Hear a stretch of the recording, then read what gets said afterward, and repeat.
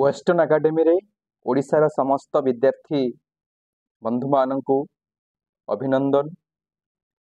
आज आमे पुणी आलोकपात करिबा गत क्लास रे जो विषय मु छाड़ी से विषय होची ओडिया पुराण साहित्य।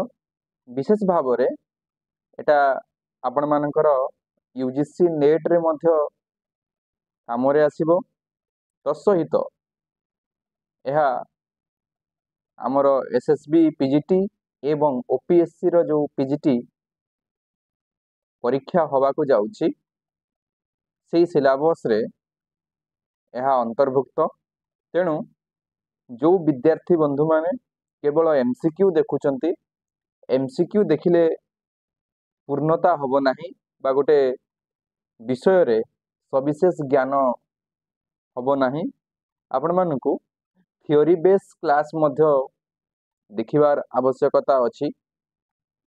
बेले बेले प्रश्न केवल डाटा ओरिएंटेड न हेई थियोरी बेस क्वेश्चन मध्य होउची। से दृष्टि आपण यदि थियोरी बेस क्लास गुड़िक देखिबे ताहले उभय को कभर करि पारिबे। ठीक अछि, तेबे आज आमे आलोचना करिबा पुराण साहित्य संपर्क रे। ता पूर्वरु मु गोटे कथा कहि रखिबा को चाहिबी। वेस्टर्न एकेडमी तरफरु जो माने एसएसबी लेक्चरर पई प्रिपरेशन करूचंती स्पेशल नोट्स रो व्यवस्था अछि, जो माने चाहिबे परचेस करि पारिबे।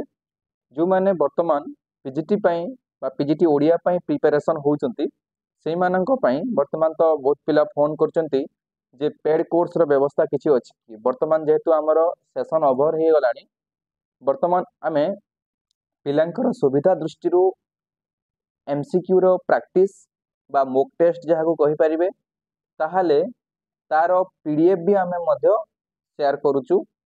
ओनली 249 रे आपण माने सब परचेस करि पारिबे।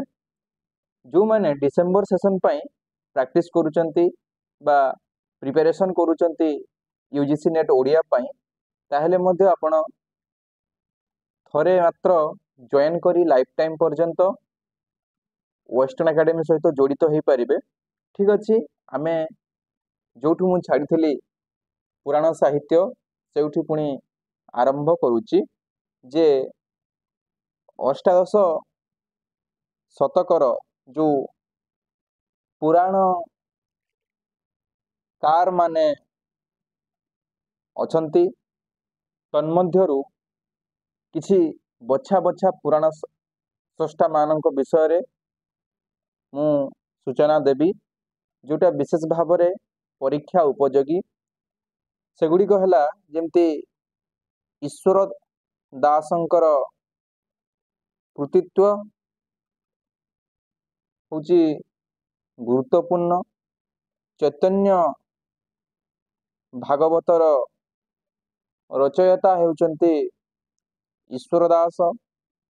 श्री चैतन्यंक चरित को भागवत आकार रे प्रकाश करिवारे से सफल एवं समर्थ हेचंती। श्री चैतन्य को ईश्वरंकर एक अवतार बा एक रूप भाव रे आलोच्य पुराण रे ग्रहण करी ये ग्रंथटी विशेष भाव रे ग्रंथित हेची। एथिरे आमे देखिबा जे से समयर भक्ति मार्गर बहु प्रसंग को आलोकपात करिसंती। एही पुस्तकटी रे सर्वत्र श्री चैतन्यंकर संपर्क रे प्रकृत तथ्य अपेक्षा बेसी अलौकिकता आमे उपलब्धि करिबा। कारण कविता को शरीरधारी पुरुष ଭାବରେ ଗ୍ରନ୍ଥରେ ଆଲୋକପାତ କରିନାହାନ୍ତି ବା ସେଇ ଦୃଷ୍ଟିରେ ତାଙ୍କୁ ବର୍ଣ୍ଣନା କରିନାହାନ୍ତି। କବି ଇଚ୍ଛା କରି ତାଙ୍କୁ ଏକ ଅଲୌକିକ ଅସାଧାରଣ ବ୍ୟକ୍ତି ଭାବରେ ଫୁଟେଇବା ପାଇଁ ଚେଷ୍ଟା କରିଛନ୍ତି। ତାପରେ ଏଥିରେ ଅଛି ଯେ ବିଷ୍ଣୁ ଜଗନ୍ନାଥଙ୍କର ଅବତାର ରୂପରେ ତାଙ୍କର ମହତ୍ଵ ଉକ୍ତ ଗ୍ରନ୍ଥରେ ମଧ୍ୟ ପ୍ରକଟ କରିବା ପାଇଁ ଈଶ୍ୱର ଦାସ ଚେଷ୍ଟା କରିଛନ୍ତି। କବିଙ୍କର ମୁଖ୍ୟ ଉଦ୍ଦେଶ୍ୟ ଥିଲା ବୋଲି କହିଲେ ଅତ୍ୟୁକ୍ତି ହେବ ନାହିଁ। ଏ ଧରଣର ଜୀବନ ଚରିତ ଭିତ୍ତିକ ପୁରାଣ ବିଶେଷ ଭାବରେ ଆମ ଓଡ଼ିଆ ସାହିତ୍ୟରେ ଏକ ବିରଳ କୃତି କହିଲେ ଅତ୍ୟୁକ୍ତି ହେବ ନାହିଁ। ଓଡ଼ିଆ ସାହିତ୍ୟର ଅନ୍ୟ ଏକ ଭକ୍ତି ଚରିତ ମୂଳକ ପୁରାଣ ହେଉଛି ବା ପୁରାଣ ସ୍ରଷ୍ଟା ହେଉଛନ୍ତି ବିପ୍ର ରାମଦାସ। ଏହି ବିପ୍ର ରାମଦାସଙ୍କର ଗୋଟେ ପୁରାଣ ହେଉଛି ଦାଢ୍ୟତା ଭକ୍ତି। ଏହି ଗ୍ରନ୍ଥଟିରେ ଭକ୍ତମାନଙ୍କର ଜୀବନୀ ସମ୍ପର୍କୀୟ ଅନେକ ବିଷୟ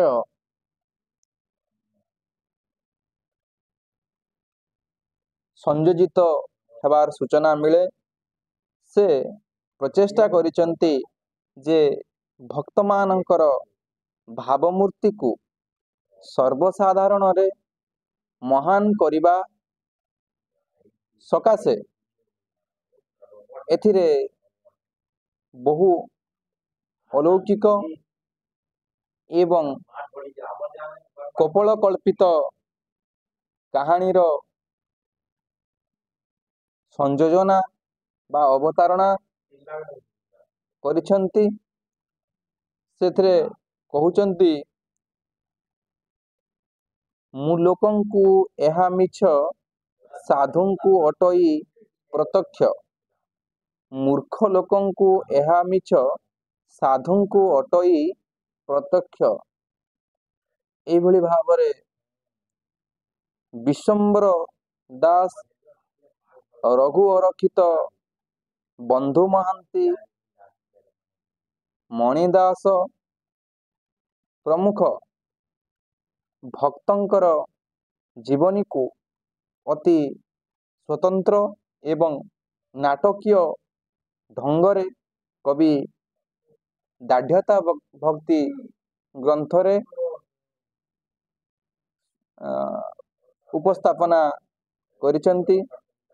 ତାପରେ ହେଉଛି ଯେ ପୁରୁଷୋତ୍ତମ କ୍ଷେତ୍ର ଏବଂ ଶ୍ରୀ ଜଗନ୍ନାଥଙ୍କ ସମ୍ପର୍କରେ ବହୁ ଅଦ୍ଭୁତ ପ୍ରସଙ୍ଗ ଆମେ ଏହି ଦାଢ୍ୟତା ଭକ୍ତିରେ ଦେଖିବାକୁ ପାଇବା।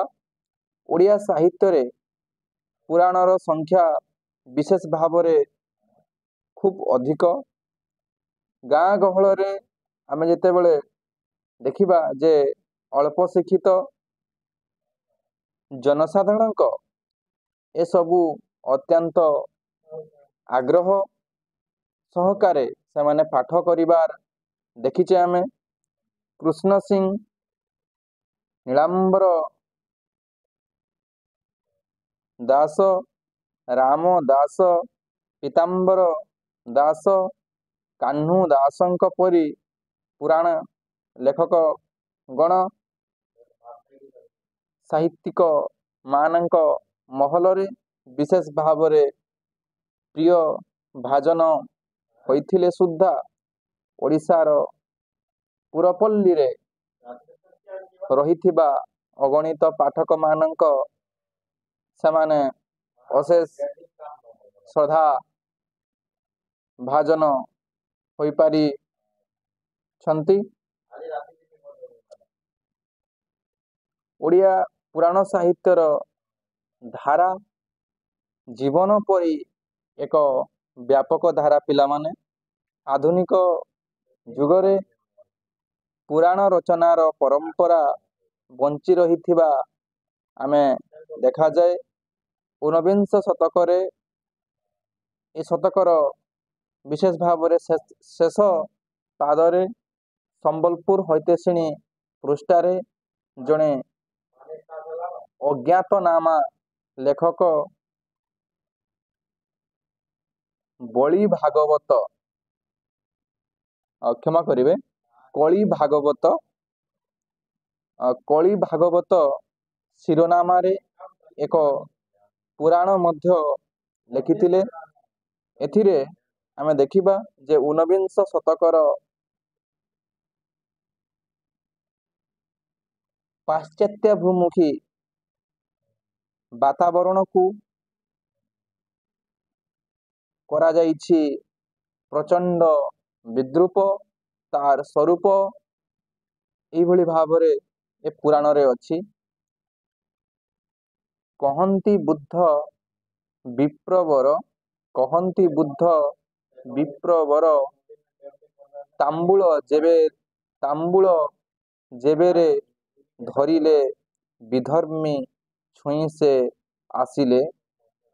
एभली भावरे एही आमर ऊनविंश शताब्दी रे पुराण साहित्यर विकास धारा आमे देखुचे।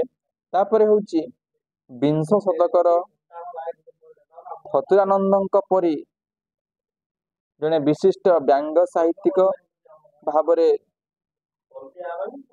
प्रसिद्धता अर्जन करिथिबा स्रष्टा लिखिचंती पुराण शैली रे शाही महाभारत। ये होची एक पुराण पर्यायवाची बा ए पर्यायर रचना कहले अत्युक्ति हब नाही। यह होची फतुरानंद अंकर शाही महाभारत। आमे जानिछे जे फतुरानंदंकर एक बहु चर्चित आत्मजीवनी रही। से आत्मजीवनी हेउची मो फुटा डंगार कहानी। एसबू देखिले पुराण प्रति ओडिया पाठक जे विशेष भाव में ओतःपोतः भाव में जड़ित यह अत्युक्ति हेब नाही। पुराण साहित्य ओडिया साहित्यर एक बलिष्ठ विभाग। ओडिया पद्य साहित्य रे एपरी समृद्ध विभाग आउ नाही कहिले अत्युक्ति हब नाही। ओडिया संस्कृति रे एक विकसित रूप एही पुराण मानकरे आमे परिलक्षित हेबा देखुचे। अवश्य संस्कृत नाम रे बा संस्कृति नाम रे जो जावतीय अंधविश्वास को आमे विशेष भाव रे तार मूल रे जो भ्रष्ट मूल्यबोध केतेक लेखक सेमानंक पुराण रे खंजी देइछंती। यह सत्वे पुराण भितरे सामाजिक जीवनर जो सत्य ओ मनीष पाई विप्लवर जो महान इंगित देइछि से सबु पाई पुराण साहित्य हेउछि जुग जुग पाई पाठकर अत्यंत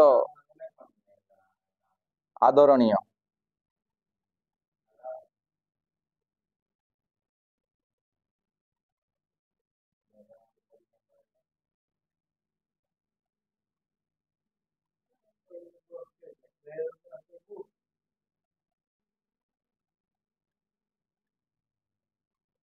ठीक अछि, आज आमे क्लास टी को एठी रखिबा। आसंता क्लास रे आमे पुणी पुराण साहित्य संपर्क रे चर्चा करिबा आउ किछि कथा